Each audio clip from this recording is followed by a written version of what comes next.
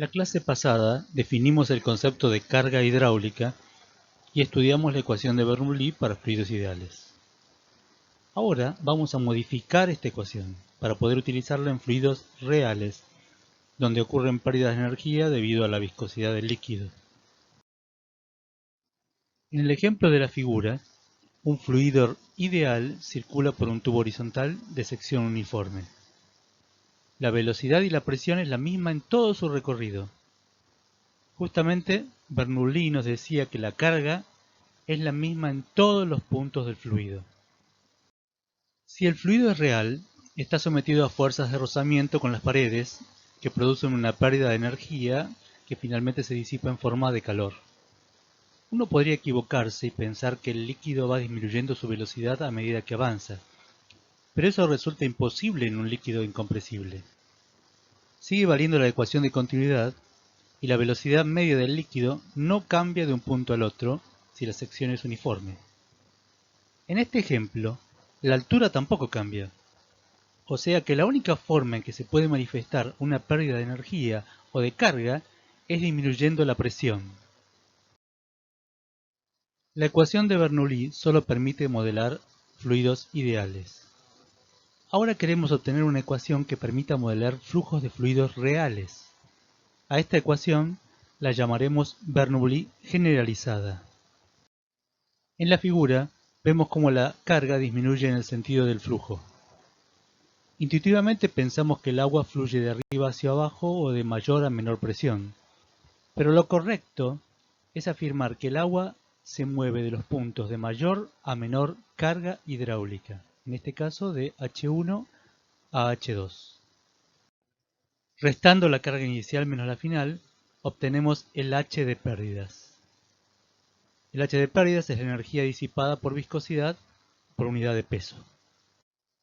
Note que el H de pérdidas siempre aparece en el punto final de la ecuación de Bernoulli generalizada, a la derecha de la ecuación, ya que la suma de la carga final H2 más el H de pérdidas concuerda con la carga inicial H1. Vamos a definir dos tipos de pérdida de carga. Llamaremos pérdidas de carga continuas a las que aparecen en tuberías uniformes. Si conocemos cuánta carga se pierde en un metro de caño, con una regla de 3 simple sabremos cuánto se pierde en una longitud L arbitraria. Llamaremos pérdidas de carga localizada a las que se producen en válvulas, codos, adaptaciones, entradas y salidas desde y hacia depósitos, etc. La ecuación de Darcy-Weisbach es una ecuación empírica que permite calcular la pérdida de carga continua en un tubo de diámetro D y longitud L. Es válida tanto para flujos laminares como turbulentos. F es un coeficiente adimensional, llamado coeficiente de fricción de Darcy. La forma de calcularlo es dependiente de si el flujo es laminar o turbulento. Como anticipamos, la pérdida de carga continua resulta proporcional a la longitud del caño. Es decir, si se duplica la longitud, se duplica la pérdida. La dependencia con el diámetro y la velocidad es más compleja que la que vemos a simple vista, ya que, como veremos en un rato, el coeficiente f depende también de estas variables. Cuando se compra un accesorio, como una válvula o un codo, no nos dan el dato de la pérdida de carga que éste produce. En su lugar, nos dan la pérdida de carga equivalente de tramos lineales de caño. Por ejemplo, nos dicen, este codo de 3/4 de pulgada es equivalente a tener un caño de 3/4 de 30 centímetros de longitud.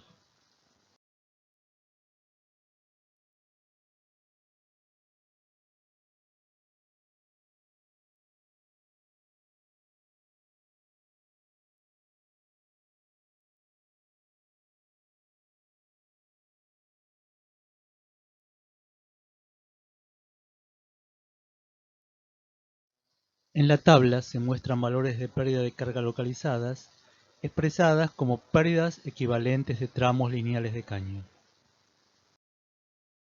En flujos turbulentos, el coeficiente de fricción de Darcy-F depende del número de Reynolds y de la rugosidad relativa de la superficie interior del tubo. Usaremos la letra griega epsilon para denotar a la rugosidad. Se mide usualmente en milímetros. Depende, tal como indica la tabla, del material con que el tubo fue construido. Es muy común en un problema confundir a epsilon con F. Tener en cuenta que la rugosidad tiene unidades de longitud, mientras que el coeficiente de Darcy F es adimensional. Existen expresiones empíricas que permiten calcular el coeficiente de Darcy según sea el flujo laminar o turbulento. Si el flujo es laminar, o sea, si el número de Reynolds es menor a 2000, el coeficiente F se puede calcular de manera simple. Resulta inversamente proporcional al número de Reynolds. Si reemplazamos a Reynolds por su expresión, densidad por distancia por velocidad sobre viscosidad, comprobamos que F aumenta con la viscosidad. Si el flujo es turbulento, la forma de calcular F es muy compleja. Se usa una fórmula del tipo trascendente, o sea, F depende de F. Solo puede calcularse con un programa computacional. Nosotros no lo haremos así. Aproximamos la expresión trascendente por la llamada fórmula de Hallan, que aunque parece fea, la tenemos escrita en el machete y es solo una cuenta. Note que depende del número de Reynolds y de la rugosidad relativa. En los ejemplos de riego con los que ejercitaremos, veremos que en general el flujo resulta turbulento, por lo que deberemos usar la fórmula de Hallan para el cálculo de F.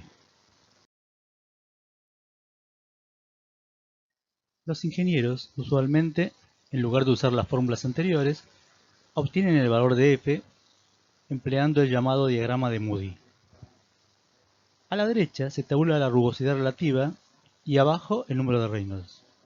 A partir de ello se determina F en el eje de la izquierda. En el ejemplo se muestra cómo calcular F cuando la rugosidad relativa vale 0,0001 y el número de Reynolds 5 por 10 a la quinta. El resultado es F igual a 1,4 por 10 a la menos 1. El que lo desee puede usar este diagrama en lugar de hacer las cuentas con las fórmulas de la página anterior. La mayoría de los problemas que vamos a analizar se resuelven siguiendo siempre los mismos pasos. Primero, se plantea la ecuación de Bernoulli generalizada entre dos puntos. Un punto es donde se encuentra la incógnita, mientras que el otro punto debemos elegirlo en un lugar del fluido donde conozcamos la altura, la velocidad y la presión. A partir del conocimiento del caudal y del diámetro o la sección del tubo, calculamos las velocidades a partir de la ecuación de continuidad. Obtenemos el número de Reynolds para determinar si el flujo es laminar o turbulento. Y además lo necesitamos para el cálculo de F. Planteamos la ecuación de Darcy.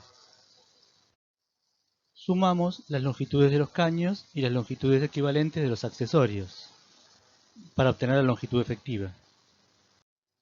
Calculamos el coeficiente de Darcy usando la ecuación que corresponda con el número de Reynolds. O usamos el diagrama de Moody. Hallamos el H de pérdidas y lo reemplazamos en la ecuación de Bernoulli generalizada.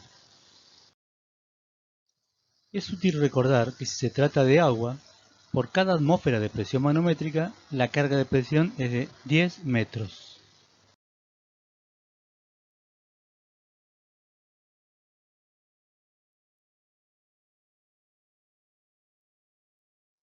Preste atención al valor de F.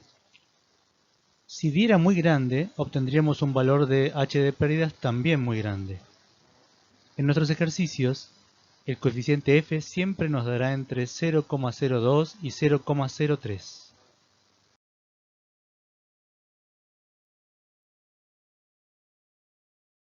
Si en el punto A hacemos un orificio en el tubo, el agua se elevará hasta los 8,42 metros de altura, medido desde el suelo donde hemos puesto nuestro cero de potencial. En B, el agua está a presión atmosférica. No puede subir más que los 6,5 metros que marca la carga. Las pérdidas se pueden obtener restando la carga inicial menos la final. Preste mucha atención a si las pérdidas tienen un valor razonable. En nuestro caso, si comparamos las pérdidas con la carga inicial, vemos que son del orden del 23%. Son altas. Si estuviéramos diseñando una instalación, seguramente analizaríamos aumentar el diámetro de los caños para disminuir esas pérdidas. Lo que está claro que como resultado del problema no podemos obtener pérdidas de 100 metros, por ejemplo. Sería una locura. Vuelvo a remarcar que no es correcto decir que el líquido fluye de mayor a menor presión o de mayor altura a menor altura. Lo correcto es decir que el líquido fluye de mayor a menor carga. No recuerdo si les enfaticé esto. Es incorrecto afirmar que el líquido fluye de mayor a menor presión o desde arriba hacia abajo. Trate de plantearse ejemplos donde esto no se cumple. Lo que sí puede afirmar es que el fluido fluye de mayor a menor carga. En el punto A, la presión es de 1,3 atmósferas, por lo que la carga de presión es 13 metros. Mientras que en B, la presión es de 1,2 atmósferas y su carga de presión 12 metros. Lo podemos afirmar fácilmente porque se trata de agua. Si fuera otro líquido, deberíamos hacer la cuenta.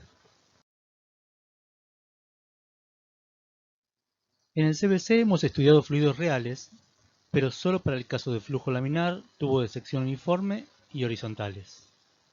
Habíamos definido la resistencia hidrodinámica y planteamos la ecuación de Poiseuille. Nosotros no necesitamos la ecuación estudiada en el CBC, ya que hemos hecho un estudio más general, planteando la ecuación de Bernoulli generalizada y la ecuación de Darcy. Estas ecuaciones nos permiten resolver todas las situaciones estudiadas en el CBC y además aquellas donde cambia la sección o el tubo no es horizontal. Pero como en materias superiores usará la ecuación de Hagen-Poiseuille, vamos a discutirla, pero sabiendo que no introduce nueva información. La ecuación de Hagen-Poiseuille es válida solo si el flujo es laminar y el tubo tiene una sección uniforme. Pero ahora, a diferencia del CBC, el caño puede cambiar su altura. Para deducir la nueva ecuación, planteamos la ecuación de Bernoulli generalizada. Como el tubo tiene sección uniforme, las velocidades son iguales en todos lados. Finalmente reemplazamos la ecuación de Darcy en Bernoulli y de allí podemos despejar la velocidad o el caudal. La ecuación de Hagen-Poiseuille nos da la ventaja de tener una fórmula para el caudal, pero no olvidar que solo es válida en un flujo laminar y en un tubo de sección uniforme.